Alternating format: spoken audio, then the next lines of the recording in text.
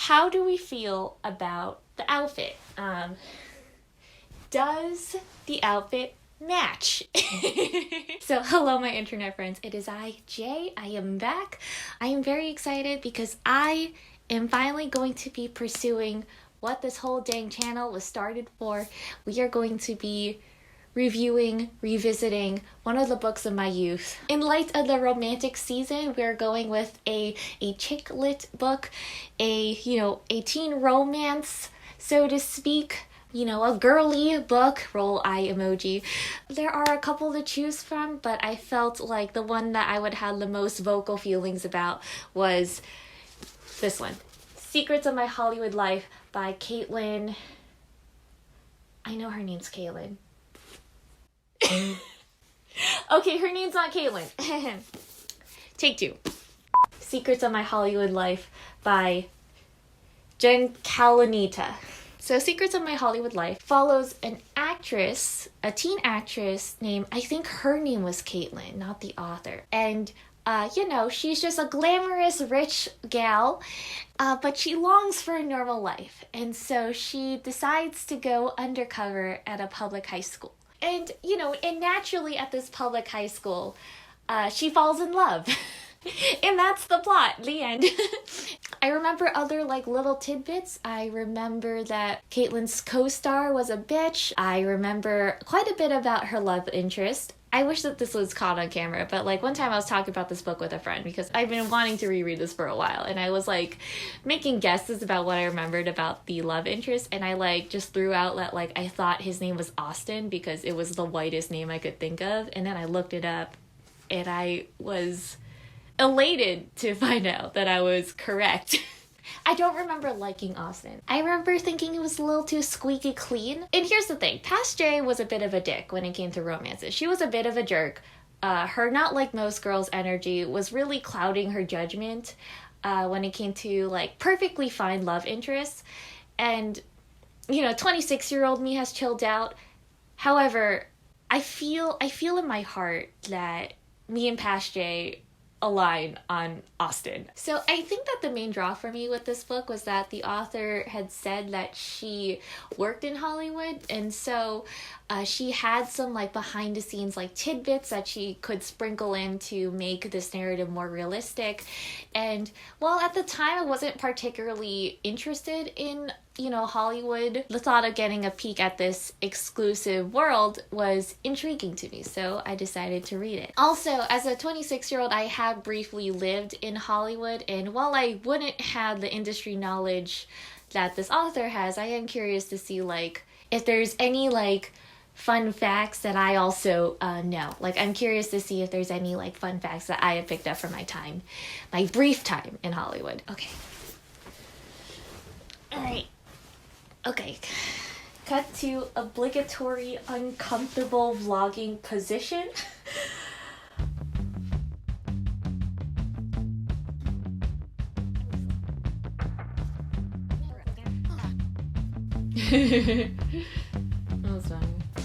So on page 14, I am so sorry. This is not gonna be a big deal and you're not gonna care about this. But okay, on page 14, Caitlin is texting a friend. First of all, Caitlin's IM messenger name is Princess Leia 25, and I feel like that's going to come back later in some way. I have a gut feeling that she and Austin are going to bond about Star Wars because whoa, a girl who likes Star Wars in 2006. Quirky and fun. Anyway, Caitlin is IMing her friend, and her friend is oh yeah, I got kickboxing, I'm busy. The friend says I have to work on my roundabout kick for competition. I have a question for my martial artists out there specifically. What do you call this kick? Because I'm a martial artist myself. We call it a round kick. I've heard multiple different books call it a roundhouse kick. Fine. But a roundabout kick? What is that? I'm sorry that this is bothering me. I will stop talking in a minute. But it's just that a round kick, it's supposed to be really quick. Hold on, I'll demonstrate. So, okay, 1 second. Okay. So pretend that I'm in frame, right? Pretend I'm standing up straight. Okay, let's do a kneeling thing. Let's kneel. Okay, so a round kick is just like that. It's like that. But, I'm standing up. I'm not doing it from the floor. So, when I hear words like roundhouse kick, or roundabout kick, like, it just so does not fit with, like, the quickness, like, and the snap that I associate with this kick, okay?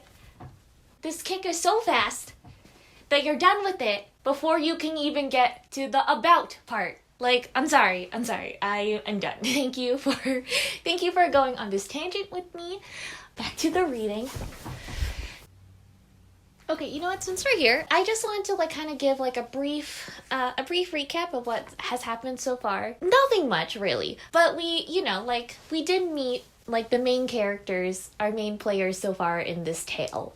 We met Caitlin, who is, the main character. We also met her co-star, Sky, who plays her sister on the popular soap opera Family Affair. Sky and Caitlin are not friends. They play sisters and they claim to be friends for the cameras, but they hate each other. And I just thought it was really interesting how the book portrayed these two characters. They're being portrayed as, like, Caitlin is the good girl, and there's, like, a really obvious parallel between their real life characters and their soap opera characters. The least that the author could have done was, like, switch, their character traits, where, like, Caitlin plays the bad girl on the show, but she's, generally a pretty squeaky clean person, and Sky plays, like, the good girl twin when she's actually a bitch. I don't know. Like, from briefly working in Hollywood, I can see how, like, your real life persona and, like, the characters you play on screens, they are kind of, like, interconnected. Like, one example that I can think of is that, like, Lindsay Lohan, when she was signed on to do Mean Girls, she originally auditioned for the Regina George character, but when she came on to do the movie, they made her the main character because, like, she was known for being a really likable character in past movies. So I guess it kind of makes sense even for this book to do that, but it also really felt like this is for middle schoolers. This is not for you. Go read something else. But yeah, I just wanted to talk through those feelings. Also, really quick before I continue reading, so far, not a lot of secrets being revealed about Caitlin's Hollywood life. Like, I'm not getting any real, like, Hollywood tidbits that I would really, like, feel like, oh, like, I didn't know that. I'm sure there's still time. We'll see if the tidbits get juicier. Because I was reading the back of the book earlier, and it didn't say anything about the author, like, having worked in Hollywood. So, like, I feel like I had to have read that somewhere, or maybe I just made it up. So I had to fact check that later. But yeah, we will keep reading. Stay tuned. I don't love that we find out that Caitlin's best friend Liz is Latina when Caitlin is referencing her, quote, large and in charge Latina butt. But it was 2006, so a gentle pass with the good faith that this author would not have published this line in, 2021. I'm sorry, I forgot what year it was. Okay, so page 35, Caitlin and Liz are talking, and this is where they come up with the harebrained scheme to disguise Caitlin as a regular high school student. And I thought that this was for, like, a role or something like that. Like, I thought that she was doing this for a purpose other than because she wanted to. And low-key, I don't like it. It's too convenient for the plot. You can't just have a character do a thing because she wants to do that thing. You have to create circumstances that force her into this decision. Also, they're, like, talking like this is gonna be, like, some, like, career-breaking thing if, like, the paparazzi found out, and I don't know. I don't like it. I'm a little, like, disappointed by this direction. I thought that they would do something more inventive to get Caitlin into this school. You know what I mean? I thought that something more unexpected would happen. Oh, this is fun. The whole family supportive. Well, like, they're supportive in the sense that they want this to be successful. They're like, Caitlin's gonna do this, and we're gonna make sure that she pulls it off. Because it would be disastrous if she doesn't. And right now they're looking at wigs, and it's a makeover.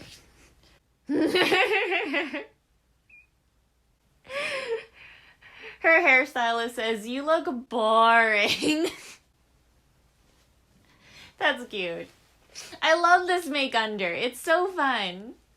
Oh, that's cool. I didn't know that.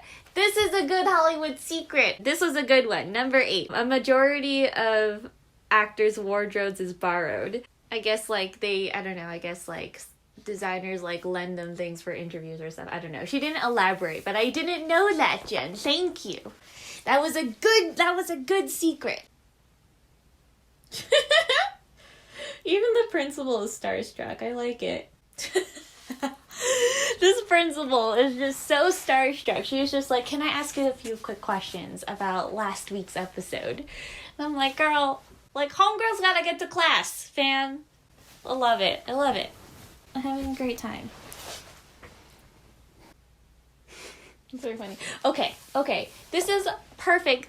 Page 101. Thank you for giving me the perfect segue into talking about my problem with Austin. So this perfect segue.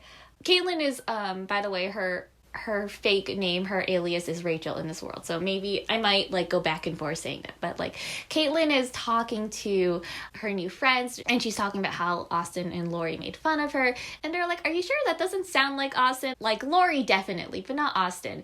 But anyway, the next line is that like one of the girls that Caitlin is talking to says like, "I don't know what he sees in her." And I'm like, yes! I also would like to know what he sees in her. And like, this is my problem with Austin. He is portrayed as this perfectly sweet, genuinely nice, popular dude, but he's also dating the shittiest person at the school. So, either we are not acknowledging that Lori has some hidden depths that we don't know about, and it's really not our business because it's their relationship, or Austin kinda sucks. Oh my god. Thank you for letting me get to this point. I was so excited. I was like brimming with like light. I needed to get this out. And it's like, it is so realistic to imagine, being in high school where everyone is so mean to everyone and you feel so vulnerable and you don't feel like you can express your true self, and, perhaps popularity is your shield, and like society dictates that you, the most popular boy in school, must date the most popular girl in school. I totally get that. But acknowledge that this is a problem. Like, you are not a perfectly nice, scot-free dude if you associate with shitty people. I'm so relieved that I got to have this off my chest. Listen. Past Jay and I, we don't agree on a lot, but I do agree that I do not like Austin. But yeah, this feels like a good place to end for tonight. We will check back tomorrow where I will, pick up this live reaction reading vlog. Thank you. All right, bye. Hello, internet friends. I am back. It is day 2. Let us dive into the book. I cannot wait to keep going. Nadine is like, "This is what you've always wanted, to be a real girl with homework." Aww. And Caitlin's like, "But Nadine, it's hard." I think this is like fun to make fun of her for this. But like, I do sympathize with Caitlin here. I mean, like, she's being a full-time student and a full-time actress. Like, I don't want anyone to like, interpret her as a spoiled brat just because she is having trouble balancing these things, because that would be difficult. I hate Lori. Lori's the worst. Lori, in like a move that totally speaks to her lack of self-esteem, is like, as all these like classmates are like, "Oh my god, Caitlin Burke, we love her, we hate her, etc., etc." She's like, "She's not that pretty." And I'm like, "You're not that pretty, Lori. Your personality is ugly." "When I close my eyes, I can see you for what you truly are, which is ugly. We're done." I know that she's the man is really problematic, but that line is so satisfying. The way she says, like, "We're done," it's so good. And then, anyway. I was not expecting to have this many, like, vocal reactions, but I can feel, like, both, like, a rage and, like, an elation, like, fighting inside me. Like, I do enjoy seeing Caitlyn flirt with a boy and be flustered by a boy. It's fun. But I also just like, but we don't acknowledge that you're dating the meanest girl in school, and what does that say about you as a person? Like, there's just these two things at war inside me, and I hate it. Okay. They made a deal to tutor each other in the subjects that they're bad at, which is a convenient excuse to spend time together. Interesting. Oh, so page 131. Guess who is newly single? Conveniently in time for Caitlyn to start her one-on-one tutoring sessions. So apparently after Caitlyn left the party, Austin and Lori got into a fight and they broke up. And here's the thing. I don't know. I kind of wish you got into a fight with her and broke up with her sooner. Ooh, Jen is really coming through with those secrets. The Hollywood secrets are getting better. Oh, this one's juicy. Hollywood secret number 13. Celebrities actually do care about being on like magazines like, you know, it lists like the 16 hottest people over 60 or something like that, you know what I mean? You know, because it affects like public opinion about them, blah blah blah, etc etc. So I'm like, oh, that was a juicy secret. I didn't know that, Jen. That was a good one. We love it. Jen is like, you gotta work for the secrets. I'm not just gonna give them out for free. You gotta work for them. I'm like, all right, Jen, I'm working for them. Interesting. So they enter Austin's room to study, of course. Caitlyn clocks that he has a magazine cover of her. Interesting. He's like, also, I watched the show. I love it. He's like, can you believe it? The captain of the lacrosse team interested in a soap opera? Oh my god. The embarrassment. I'm not like other boys. I hate him. I hate him so much. Okay, by the way, just a thing that's happening is that there's a school dance coming up. It's the Spring Fling. And the theme is going to be, like, you dress up as movie stars. So, you know, naturally, I'm sure you can see where this is gonna go for Caitlyn, right? But I just wanted to prep you. I just wanted to foreshadow. Oh. The plot has thickened. Oh my god. Okay. Now I remember how this book ends. So as discussed, as we covered, she is going to the dance with Austin. This is a rich LA sort of school, right? So like the dance is also a charity event, I think. It's all very confusing. So Liz, who is Caitlyn's best friend, is on the planning committee, and her friends know that she's tight with Caitlyn Burke. And so they're like, you should ask Caitlyn to do it. She's like, no, I'm not going to ask her, which is totally fair, and they respect that. However, one of the other friends is like, oh, like my uncle is like connected to like the director on Family Affairs or something like that. And they're like, oh, we're going to ask him to ask the director of Family Affairs, who will then tell Caitlyn to do it, because charity events look good. And Caitlyn will now have to be two people in the same place, which is quite the pickle. Let me just read you the line. I think that would make things easier. Okay. Let me get this straight, says Nadine. You're going to the dance as Rachel, masquerading as Caitlyn, and Austin is going as Trevor. Yes, Caitlyn says. But you haven't heard the best part. The Fling Committee wants me to host the dance. I'm confused. Who do they want to host? The real you or the fake you? The real me, Caitlyn says. But Mom almost had a heart attack when I mentioned it. She quickly called Tom, who I think is the director of Family Affairs, to thank him for a great season. And when he brought up the dance, she sweetly told him that we had a previous family engagement. He was really disappointed. Tom told the mom that he'd find someone to take Caitlyn's place, which is fine. However, her high school group of friends, Caitlin's high school group of friends, now think that Caitlin Burke is a diva because she said she wouldn't host. Actually, that pickle is not as complicated as I thought it was. At first, I thought she was going to have to host the dance and attend the dance. But I know what's going to happen now. So, spoiler alert, Sky shows up at the dance and reveals her big secret. And I remember that scene in my brain, but I didn't know why Sky was at the dance. I thought that, like, she just showed up at the high school. I don't know. I thought she just, like, burst through the double doors and was like, I have a plot twist for all of you. But I think that Sky gets offered the charity event. And so that's why she's there. And then that's, like, why she's there to have her big dramatic reveal for Caitlin. But yeah, okay. Anyway, back to reading. Yep, okay, low battery, we gotta charge it. Okay, page 183, confirmed. The Spring Flings host will in fact be Sky Mackenzie. What did I say? What did I say? Oh my god.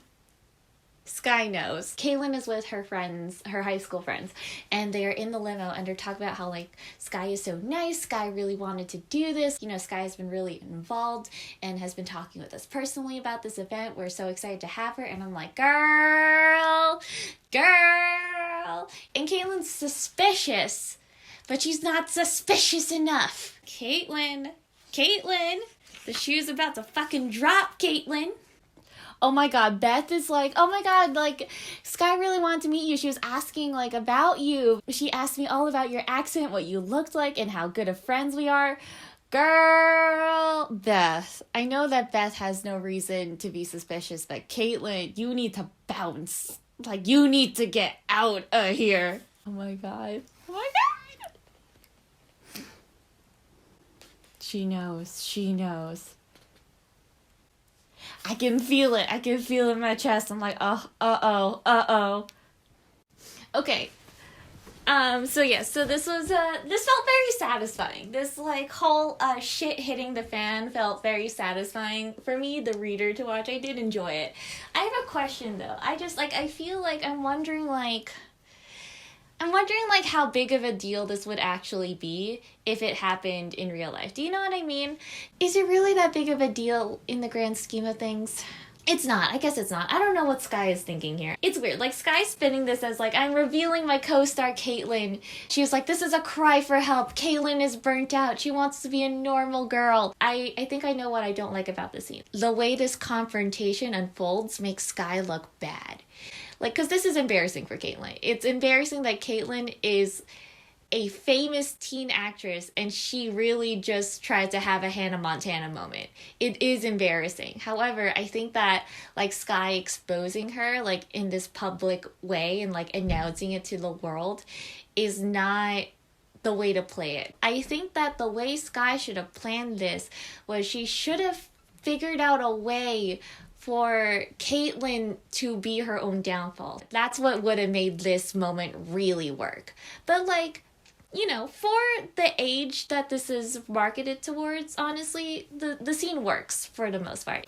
So, like, you know, the whole world is like, Caitlin, tell us what happened. Why did you want to go to school and be Hannah Montana? I love it. She gets to be, like, her real self. You know, she was being, like, her fake Hollywood self, and then she had to be her fake normal teen self. And now she can just be herself in front of everyone. And it's great. I like it. I'm having a good time. If you can't tell. Oh, she says that interview was better than therapy. That's cute. I actually am liking this conclusion. I thought this part would be boring, but I do like it. I find it really satisfying. Oh my god, I think Austin is here. Because her mom is knocking on the door. She's like, you better get your ass out here because you have company. And she also notes, like, can you comb your hair real quick? And from my experience with my mom doesn't nag me about combing my hair unless there's a boy around. Or maybe not. I don't know. Sorry. It just looks like Nadine and her publicists are here. It doesn't look like Austin made an appearance. That was my bad. But I know he comes to her house. Because I remember how this book ends. Because that's also a memory that has stayed intact after all this time. Oh no. Oh my god. Okay, so, I was wrong. I thought that Austin goes to Caitlyn's house. Caitlyn goes to Austin's house. I'm an idiot. Like, he doesn't know where she lives. I cannot believe he's really rejecting the Caitlyn Burke. He's really like, I'm sorry, but you betrayed me. Unbelievable. Oh, wait, but we only have 2 more pages in this book, fam. We only got 2 more pages. I'm sorry, they literally... They just left this boy's house, and now he is, quote, standing in their kitchen. I should sit up for this. I should sit up, because I have a feeling I'm going to have vocal feelings. Okay.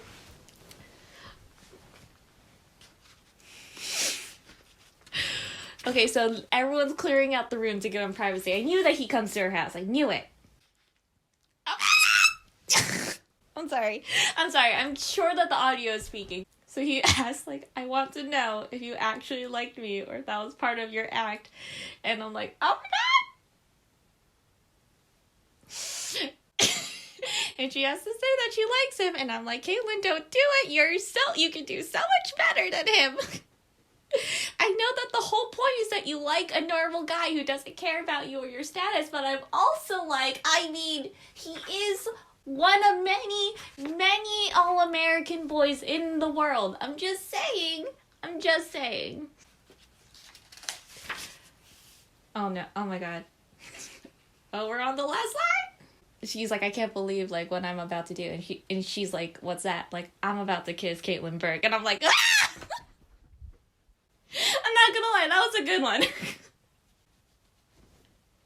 was a good move. I'm not gonna lie. I mean, like, be still my beating heart. Like, low-key, that was a good move. That was very smooth.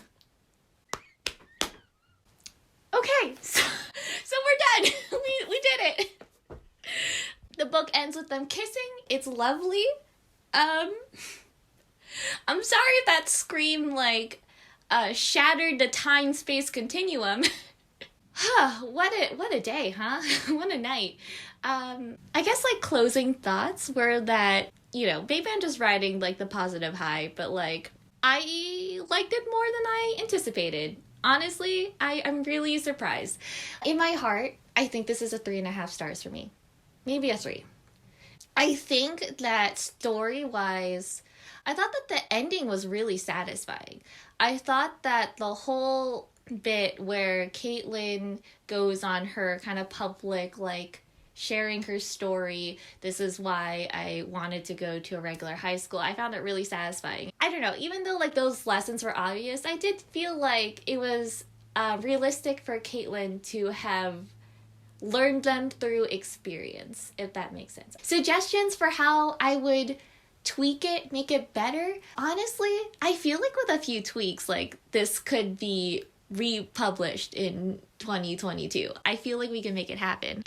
For the Austin plotline, literally the only thing I need from the Austin storyline is I need a line where everyone's talking about how nice he is and they're like, he's great, we love him. The one thing we hate about him is that he's dating the meanest girl in our school and we don't know why. That's all I need from you. That's all I need. Obviously the ending is clouding my judgment and I do think that I'm enjoying it a lot more than I did at the beginning. But, like, I had a great time. And low-key, if someone, just one person says, Jay, I want you to read the sequel, I will do it. I will put a hold on my library app. I will do it.